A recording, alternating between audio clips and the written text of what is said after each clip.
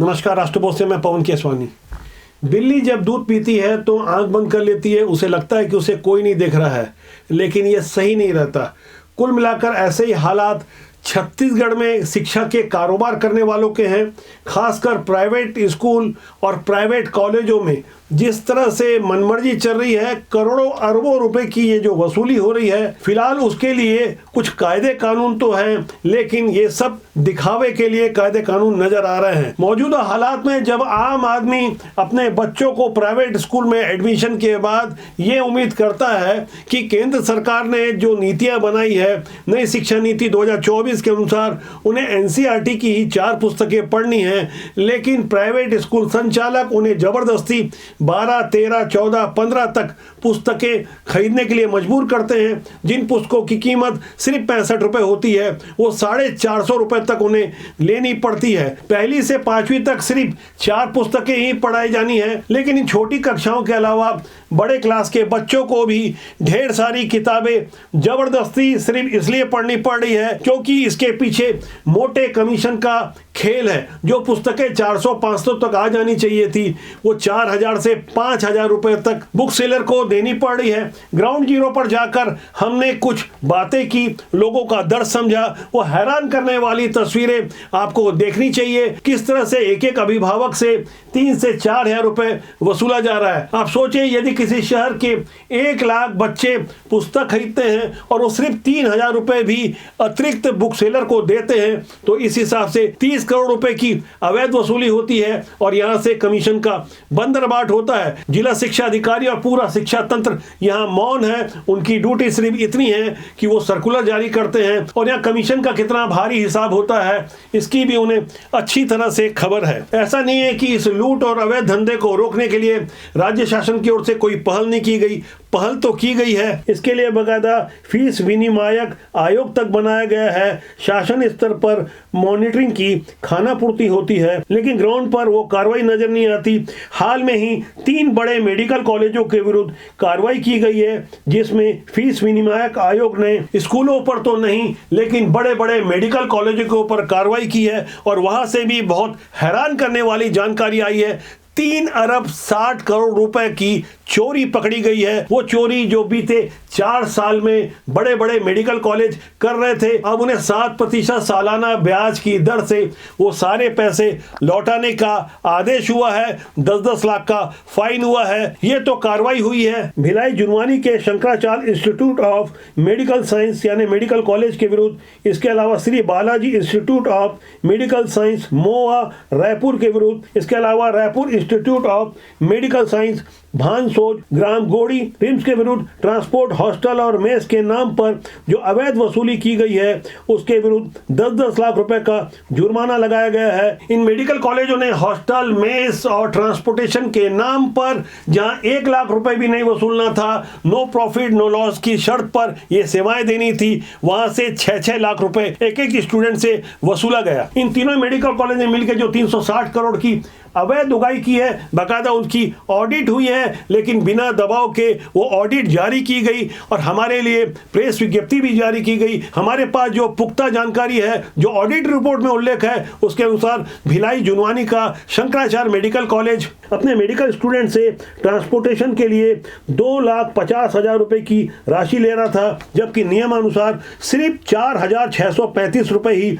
उन्हें वसूलने थे। जबकि हॉस्टल के लिए 2,46,000 रुपए की अवैध उगाई सालाना हो रही थी, जबकि वास्तविक राशि 53,337 रुपए थी। इसी तरह मेस के लिए भी 51,115 रुपए वसूलना था, तो मेस के लिए 56,700 रुपए वसूले गए। इस तरह से प्रत्येक छात्र से हर साल शंकराचार्य मेडिकल कॉलेज भिलाई के द्वारा 4,43,713 रुपए की अधिक वसूली होती थी। यही हाल Balaji institute of medical science का भी रहा।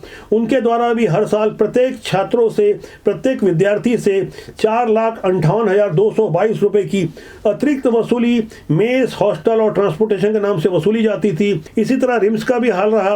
Raipur institute of medical science के द्वारा हर साल 4,58,222 रुपए की अधिक वसूली मेस, ट्रांसपोर्टेशन और हॉस्टल के लिए वसूली जाती थी। यह अवैध वसूली MBBS और MD/MS के छात्रों से हुई है। एक औसत अनुमान के अनुसार एक कॉलेज के 600 स्टूडेंट यानी तीनों कॉलेजों को मिलाकर 1800 स्टूडेंट से 4 साल में 3 अरब 60 करोड़ की अवैध वसूली की गई है। यदि एक कॉलेज के 600 चिकित्सा छात्रों का 5 लाख रुपए अतिरिक्त वसूला गया है तो इस हिसाब से हर कॉलेज ने 30 करोड़ रुपए साल के ज्यादा वसूले हैं और तीनों कॉलेजों ने हर साल 90 करोड़ रुपए की मनमानी फीस यानी 4 साल में 3 करोड़ 60 लाख रुपए की अवैध वसूली की है। यदि ये मेडिकल कॉलेज 3 करोड़ 60 लाख की अवैध वसूली को वापस नहीं करेंगे तो इनकी मान्यता समाप्त कर दी जाएगी। ऐसी बेहतरीन कार्रवाई प्राइवेट स्कूलों के विरुद्ध नहीं हो रही है। ग्राउंड जीरो से जो तस्वीरें चलकर आई है, आप गौर से देखिए आम जनता का दर्द कितना गहरा है। कमीशन वाली होगी किताब, और कहाँ से इतनी महंगी 4-4 पेज की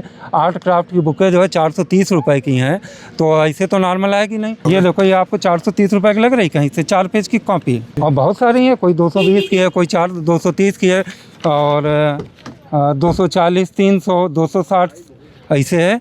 434 स्टेशनरी है केवल। मैंने लिया है 10 सब्जेक्ट की बुक है, बहुत ही महंगी है NCERT के मुकाबले। जो बुक्स उन्होंने प्रोवाइड की है उससे प्राइवेट पब्लिकेशंस की भी हैं इसमें, जो कि काफ़ी महंगी है। ये कम होना चाहिए और ये बुक दूसरी क्लास वाले यूज़ नहीं कर पाते हैं। जैसे कि इससे जो नीचे क्लास वाले हैं, जब वो प्रमोट होकर के अगली क्लास में जाएंगे तो ये बुक्स उन्हें नहीं प्रोवाइड की जाएंगी। उसमें तो सिलेबस में तो पूरा डाल के रखते हैं लोग, जितना हमको लिस्ट दिया जाता है उसमें सब चीज़ लिखा हुआ रहता है उसमें तो, कि कौन सा बुक चलेगा, कौन सी परचेसिंग करनी है अपने को। जिन वीडियो को आप देख रहे थे वो छत्तीसगढ़ के एजुकेशन हब कहलाने वाले भिलाई का है। DPS जुनवानी के पास किसी साहू स्टेशनरी और बुक डिपो नामक एक अस्थायी दुकान से 5-7 स्कूलों का ये सिंडिकेट कारोबार चलता है। साहू बुक डिपो को अधिकृत कर दिया गया है कि वो जमकर अवैध वसूली करे। यदि भिलाई के 1 लाख स्टूडेंट इस तरह से 3000 रुपए ज्यादा देते हैं तो यहाँ अकेले भिलाई और से लगे हुए दुर्ग शहर से करीब 30 करोड़ की ये अवैध वसूली कहां बटेगी, किन किन को बटेगी, ये आप अच्छी तरह से अंदाजा लगा सकते हैं, क्योंकि ऐसे अवैध धंधों के विरुद्ध कोई कार्रवाई नहीं हो रही है। जबकि केंद्र में बैठी मोदी सरकार ने नई शिक्षा नीति 2024 को लागू करते हुए सुनिश्चित किया था कि 1ली से 5वीं तक NCERT की 4 पुस्तकें पढ़वाई जाएगी, लेकिन यहाँ जबरदस्ती 12-12, 13-13 पुस्तकें खरीदवाई जा रही है। यहाँ गौर करने वाली बात है कि प्राइमरी स्कूल के लिए NCERT की जो पुस्तकें हैं मात्र 65 रुपए की है, जिसमें हिंदी, अंग्रेजी, गणित और सामाजिक विज्ञान शामिल है। इसके अलावा कोई और प्राइवेट पुस्तक नहीं खरीदनी है। इसके बावजूद दिल्ली और दूर दराज के अज्ञात प्राइवेट प्रकाशकों से 350 रुपए से लेकर 450 रुपए की महंगी पुस्तकें जबरदस्ती खरीदवाई जा रही है। इसी तरह मिडिल स्कूल के विद्यार्थियों के लिए NCERT की एक किताब का मूल्य 120 रुपए सुनिश्चित है, लेकिन प्राइवेट प्रकाशक इसके लिए 500 से लेकर 550 रुपए प्रत्येक किताबों की अवैध वसूली कर रहे हैं। NCERT जो मूल रूप से 4 विषयों की किताबें खरीदने का निर्देश जारी करता है, इसके बावजूद प्राइवेट प्रकाशकों से Vyakaran Sambodh, century book of English grammar and composition, getting ahead in social studies, NEP to यून science, refresh book, new learning, compose site, mathematical, optima clean to learn, optima happy science, optima knowledge. नाम भी ऐसे कठिन है जिनका उच्चारण करना हमारे लिए थोड़ा मुश्किल था, लेकिन छोटे छोटे बच्चों को जबरदस्ती ऐसी शिक्षा दिलवाने की बाध्यता पैदा की जा रही है। करोड़ों अरबों की वसूली का ये खेल पूरे छत्तीसगढ़ में गली गली चल रहा है। यदि शीघ्र इन पर रोक नहीं लगाई गई तो एक बार छत्तीसगढ़ फिर से लूट जाएगा। सिर्फ आर्थिक लूट ही नहीं होगी, बल्कि बच्चों के भविष्य को खराब करने के लिए उन पर मानसिक बोझ भी लादा जाएगा। शासन और सिस्टम में बैठे हुए लोगों से अभी भी हमारी उम्मीद है कि मजबूत राजनीतिक इच्छा शक्ति के साथ ऐसे गलत काम करने वालों के विरुद्ध कड़ाई से रोक लगाई जाए। हमारा मानना है राजनीति बुरी नहीं होती, उसमें काम करने लोग अच्छे या बुरे होते हैं। राजनीति से ही पूरा सिस्टम जुड़ा हुआ है, जिससे देश और समाज का भला होगा। इससे अच्छे लोगों को राजनीति में आना चाहिए और शिक्षा का अवैध कारोबार करने वालों के विरुद्ध कड़ी कार्रवाई होनी चाहिए, उन पर रोक लगनी चाहिए, तभी देश का विकास होगा, तभी नव भारत का निर्माण होगा। तो आज के इनके लिए इतना ही। मेरा आपसे आग्रह है कि चैनल को देखें, लाइक करें, शेयर करें, सब्सक्राइब करें। बहुत जल्दी मेरी आपसे फिर मुलाकात होगी। नमस्कार।